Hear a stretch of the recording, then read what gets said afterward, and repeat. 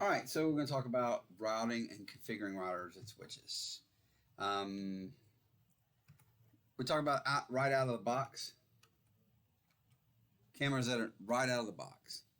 I'm trying to do the cameras, switching cameras, but right out of the box, I have an old router with me. It's an old 1841 router.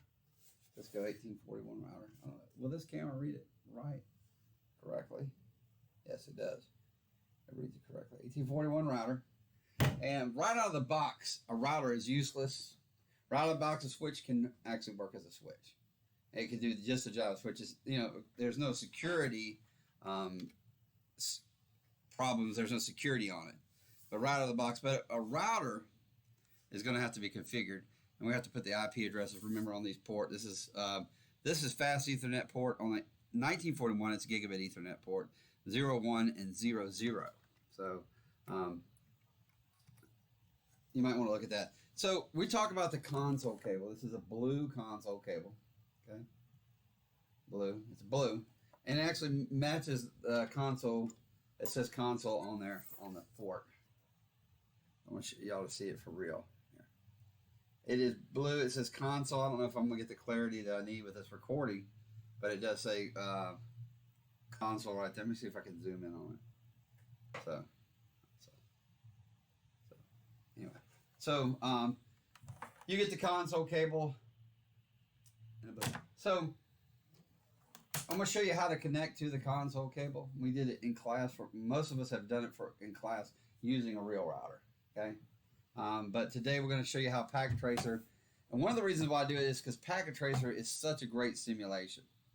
Okay, so go back to Packet Tracer, and there we are, Packet Tracer. Okay, so if you look at the very bottom, if you look at the very bottom, you can get a computer, right? And let's get a switch today. Okay. Let's do a router. Yeah, I'll take that back. Let's do a router for this video.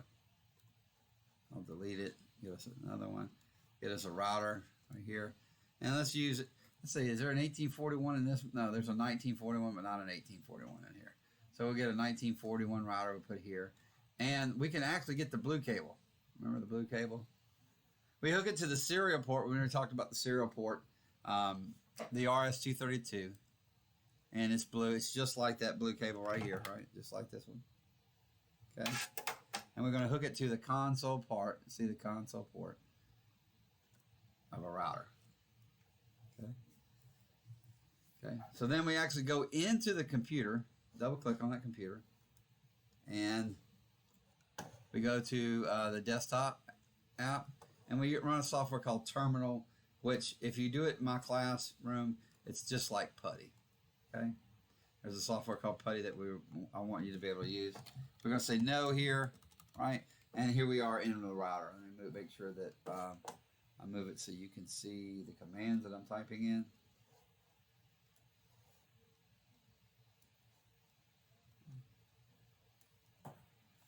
And so I remember enable gives me the privilege exec mode. Configure. So I hit CONF and I hit the tab button. Configure. I hit T. Hit the tab button. The terminal. That gets me in a global config mode where I'm really going to take over the router here. Remember that if you have this blue cable and a laptop and there's not a security on the computer, you could actually walk into someone's server room or data room and take over their router, configure the router, and do whatever you want to with the router. So I'm going to show you how to do the lock that thing down. So I'm going to go into line. All right. You can type in LINE. You can type in CON tab. This reminds you that you are in the right place. Line console 0. Okay. What is line console 0? Line console 0 is right here. I'm going to put this right here. It is that blue port where we put the cable in there. Put the cable in there.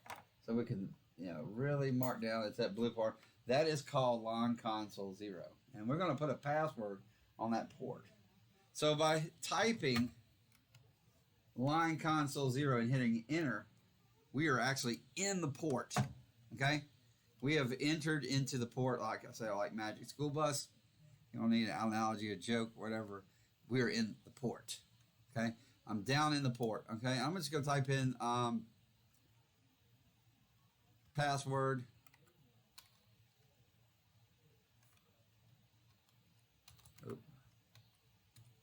Password. I'm gonna make it Cisco. You can make it anything you want. Password Cisco. Enter, and you type in login. Okay, so let's see what happens now. I'm gonna exit a bunch of times until I exit completely out of my router. Okay, exit right here. Okay, now now no one can get in using the blue cable, right? The blue cable connection. No one can get in. All right, no one's allowed in. I've locked and secured my LAN console 0, my console port. Okay, so Cisco is the password. All right, be careful when you set the password that you set it correctly.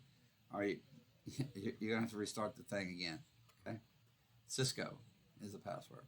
Now remember, we hit enable to go to privilege exempt mode. It's levels. It's all about levels. Okay, and I always tell you about the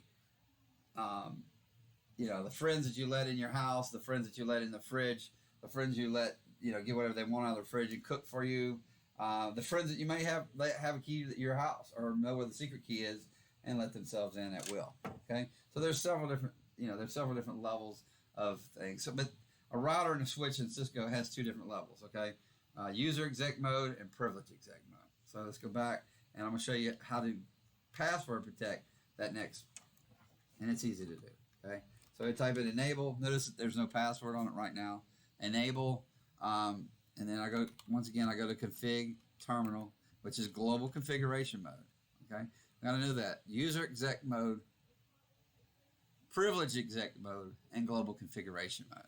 Okay, and it's here I put in enable secret, and I want to say class. Okay, Cisco class. So enable secret class, and as you're going to see that now we have 2 levels. Okay, I go all the way out my router. See, once again I'm outside my router. Hit enter. Cisco is the password, right? And now to type in enable, I have to type in CLASS. Okay. All right, and I get the privilege exec mode. What's the benefit of having 2 different modes? That way, the lower line are people that the administrators who have experience, and maybe our architects, the higher paid and administrators can actually give someone lower, a beginner, a little bit of rights to the router to do some troubleshooting, some basic troubleshooting, and that it's how the information technology works. And then they can keep the real password, so they can give them the Cisco password, and then they can keep the class password. You would want it more secret than that, but there's 2 levels password.